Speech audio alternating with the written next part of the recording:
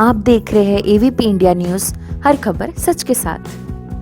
Corona जैसी महामारी की चैन तोड़ने के लॉकडाउन का पूरी तरह से पालन हो रहा है और जनपद मुरादाबाद के राष्ट्रीय राजमार्ग 509 पर बने टोल प्लाजा पर वाहनों की आवाजाही पूरी तरह से बंद है।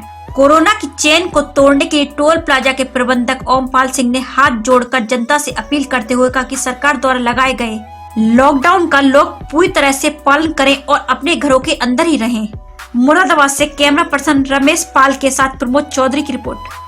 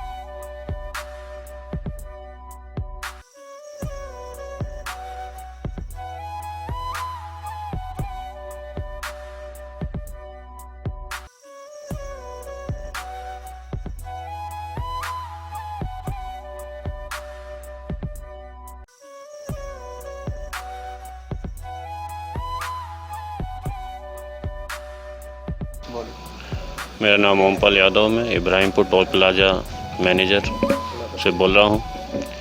मेरी लोगों से अपील है कि इस वायरस से बचें और अपने ज़्यादातर घरों में रहें। प्रधानमंत्री के जो आदेश दिए हैं उनका पालन करें। मेरी हाथ जोड़ के सभी से निवेदन है, आपके और बच्चों की, इसकी सभी की सुरक्षा होगी, इसलिए इसका ज़्यादा से ज़्यादा पालन करें।